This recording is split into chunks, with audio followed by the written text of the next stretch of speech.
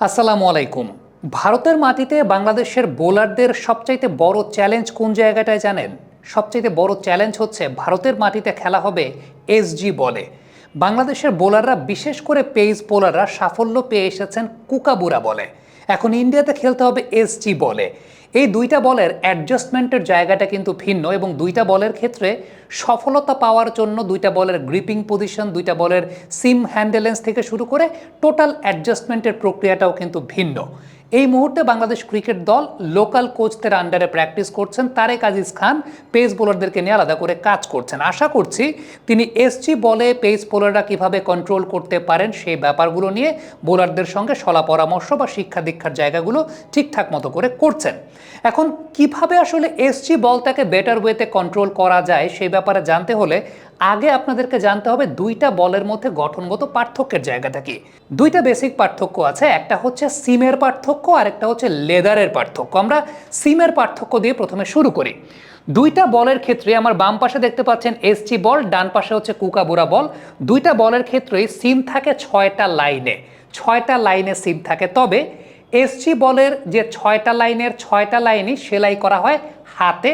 অন্যদিকে কুকাবুরা বলের ক্ষেত্রে মাঝখানের দুইটা লাইন হাতে সেলাই করা হয়, কিন্তু দুই পাশের যে 4টা লাইন এই 4টা লাইন সেলাই করা হয় মেশিনে।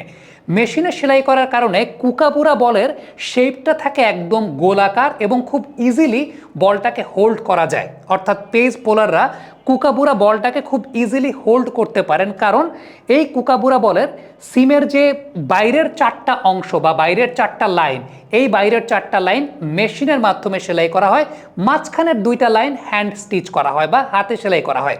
যে কারণে কুকাবুরা বলটা হোল্ড করাটা খুব ইজি বা পেস বোলাররা খুব সহজে হোল্ড করতে পারেন। আমার হাতে যে বলটা দেখতে পাচ্ছেন, আমার হাতের বলটা একটা সাদা কুকাবুরা বল।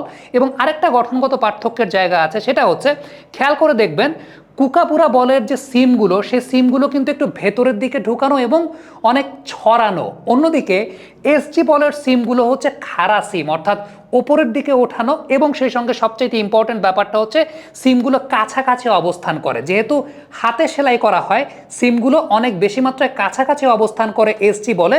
অন্যদিকে কুকাবুরা বলের সিমগুলো একটু ছড়ানো এবং ভেতরের দিকে ঢুকানো।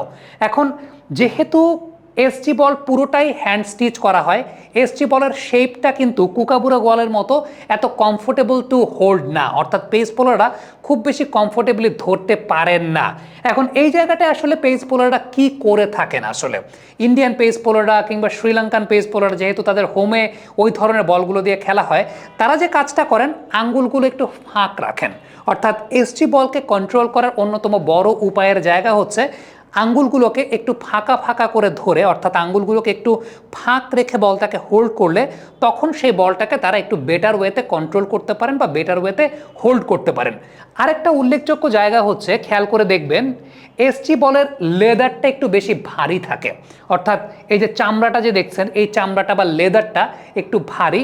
অন্যদিকে কুকাবুরা বলটা একটা শাইনি ব্যাপার থাকে, অর্থাৎ কুকাবুরা বলটা অত ভারী থাকে না, একটু শাইনি ব্যাপার থাকে। সিমের ক্ষেত্রে আরেকটা ব্যাপার আমি বলতে ভুলে গেছি, সেটা হচ্ছে এসজি বলের সুতা যেটা, অর্থাৎ সিমের যে সুতাটা, সেই সুতাটা অনেক শক্ত বা অনেক ভারী। অন্যদিকে কুকাবুরা বলের যে সুতাটা, সেই সুতাটা এত গাঢ় না বা এত প্রগাঢ় না, এত শক্ত না। এটাও একটা অনেক বড় পার্থক্যের জায়গা। সো কন্ট্রোলের জায়গাটাতে এখানে কিন্তু অনেক বড় ব্যাপার রয়েছে পার্থক্যের, যে এসজি বল এবং কুকাবুরা বলের কন্ট্রোলগত ব্যাপারটা। আর যে ব্যাপারটা বলছিলাম যে লেদার ভারী, এসজি বলের লেদারটা ভারী থাকে, দেখবেন যে অনেক বেশি মাত্রায় কালচে। অন্যদিকে কুকাবুরা বলের একটা শাইনি ব্যাপার থাকে, একটা কোটিং থাকে, যে শাইনিনেসটার কারণে ওই বলটা অনেক স্মুথ হয়, লেদারটা অনেক হালকা হয়। এখন এই যে ব্যাপারটা যেটা আমি বলছিলাম, যে লেদারটা যেহেতু ভারী, একটা বিষয় খেয়াল করে দেখবেন, সেটা হচ্ছে এসজি বলে যখন বোলিং করা হয় তখন রাফ পার্ট এবং শাইনি পার্টটা একটু এক্সট্রা কেয়ারের মাধ্যমে হ্যান্ডেল করা হয়।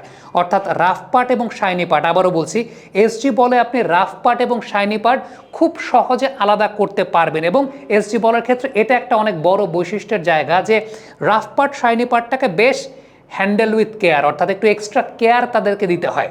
ওই যেটা বলছিলাম যে একটা শাইনিনেস থাকে কুকাবুরা বলে, কুকাবুরা বল কিন্তু নতুন বল বেশ ভালো সুইং করে, নতুন বল শুরু থেকে সুইং করে, কিন্তু এসজি বল নতুন বল শুরু থেকে সুইং করে না। সেক্ষেত্রে 5, 6, 7 ওভার পর্যন্ত ওয়েট করতে হয়, কারণ এটার লেদারটা অনেক বেশি মাত্রায় ভারী। এবং যেটা বলছিলাম যে বল পুরনো হলে তখন যে বিষয়টা উল্লেখযোগ্য সেটা হচ্ছে রাফ পার্ট এবং শাইনি পার্টটাকে বেশ ভালো মেনটেন করতে হয়। আমরা দুলীপ ট্রফিতে একটা বল আপনাদেরকে দেখাই, ইন্ডিয়ার দুলীপ ট্রফিতে যেখানে খেলা হচ্ছে এই মুহূর্তে আমরা দেখতে পেয়েছি যে এসজি বলে, সেখানকার একটা দৃশ্য আপনাদেরকে একটু দেখাই, আপনারা খুব ভালো মতো বুঝতে পারবেন যে আসলে কিভাবে রাফ পার্ট এবং শাইনি পার্টটাকে হ্যান্ডেল করেন।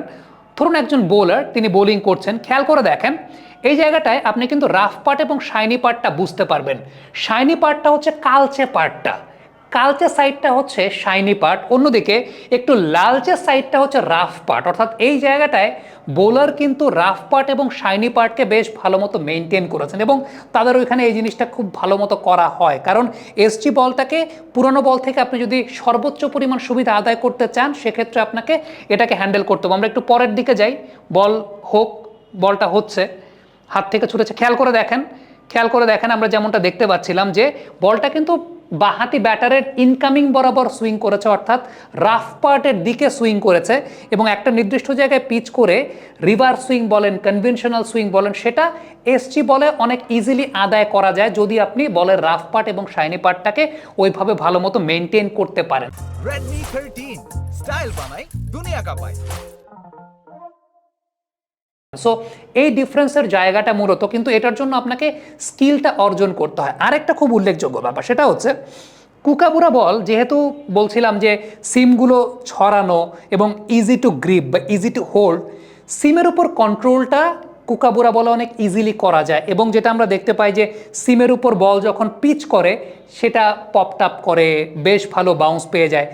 এসজি বলের একটা বৈশিষ্ট্য আছে, সেটা হচ্ছে যদি সিমের সাইডে বল পড়ে, অর্থাৎ বল পিচ যখন হচ্ছে সিমের পাশে যখন, মানে সিমের একটা অংশ যখন পিচ করলো ওই সময়টায় আবার এসজি বল লো হয়। আমরা দেখি যে ইন্ডিয়ান সাবকন্টিনেন্টে বা ইন্ডিয়ার মাটিতে অনেক সময় পেস বোলারদের বল লো হচ্ছে, ওইসব ক্ষেত্রে বুঝবেন যে এসজি বলে খেলা হচ্ছে, সো সিমের একটা সাইড পড়েছে, ওই সাইডটার কারণে ওই বলটা লো হয়ে যায়। স্পিনারদের ক্ষেত্রে খুব ইম্পর্ট্যান্ট একটা ব্যাপার হচ্ছে এসজি বলে যখন তারা বোলিং করছেন, যেহেতু বলের শেপটা পুরোপুরি গোলাকার না, একটু ডিম্বাকৃতির, স্পিনারদের জন্য very much easy to grip the ball, অর্থাৎ স্পিনাররা পুরানো এসজি বলকে বেশ ভালো মতো গ্রিপ করতে পারেন এবং একটা সফটনেস কাজ করে। কুকাবুরা বলে যেটা হয় যে একটা হার্ডনেস আছে, কিন্তু এসজি বল খুব দ্রুত সফট হয়ে যায়। নাওয়াডেজ এই কমপ্লেইনটা অনেকে করেছেন পেস বোলারদের ক্ষেত্রে, যে পেস বোলাররা যেহেতু বেশি সফট হয়ে যায়, সো পেস বোলারদের ক্ষেত্রে এটা একটা ডিসঅ্যাডভান্টেজ হিসেবে কাজ করে, আবার স্পিনারদের ক্ষেত্রে এটা একটা অ্যাডভান্টেজ হিসেবেও কাজ করে, যে অনেক স্পিনার আছেন যারা সফট বলে ভালো বলকে গ্রিপ করাতে পারেন, সেটা একটা খুব উল্লেখযোগ্য জায়গা। তবে একটা বিষয় উল্লেখযোগ্য যে স্পিনাররা যদি রাফ প্যাচ, অর্থাৎ ক্রিজে একটা রাফ প্যাচ আবিষ্কার করে ফেলতে পারেন, যে ওয়েল ক্রিজে রাফ প্যাচ আছে, এরপর ওই জায়গা থেকে যেটা বলছিলাম যে সিমে বল পিচ করিয়ে এক্সট্রা বাউন্স আদায় করা, যেহেতু সিমগুলো খাড়া, এসজি বলের সিম খাড়া থাকে যেহেতু, সেহেতু পিচ করিয়ে এক্সট্রা বিট অফ বাউন্স আদায় করা, আবার সাইডে পিচ করে সেক্ষেত্রে একটু লো করানো, টার্ন বেশি প্রডিউস করতে পারা, যেহেতু সিমগুলো খাড়া রয়েছে, এই কাজটা স্পিনারদের ক্ষেত্রে পুরাতন বলে অনেক বেশি মাত্রায় ইজি হয়ে যায়। সো ব্যাপারটা এখানে এই বিষয়টাই উল্লেখযোগ্য যে এসজি বল এবং কুকাবুরা বল দুইটার মেনটেন্যান্সের জায়গাটা কিন্তু ডিফারেন্স রয়েছে, এবং বাংলাদেশ টিমের পেস বোলাররা এই মুহূর্তে ভালো করছেন, তাদেরকে নিয়ে আমরা বেশ বড় স্বপ্ন দেখি, কিন্তু এখানে তাদের ক্ষেত্রে সবচেয়ে বড় চ্যালেঞ্জের জায়গাটা হচ্ছে এসজি বলটাকে তারা কতটুকু কোয়ালিটিফুলভাবে মেনটেন করতে পারবেন। Thank you very much. Comment বক্সে আপনাদের মন্তব্য মতামত জানতে চাই, লিখে পাঠাবেন আপনারা এই ব্যাপারে কি মনে করছেন।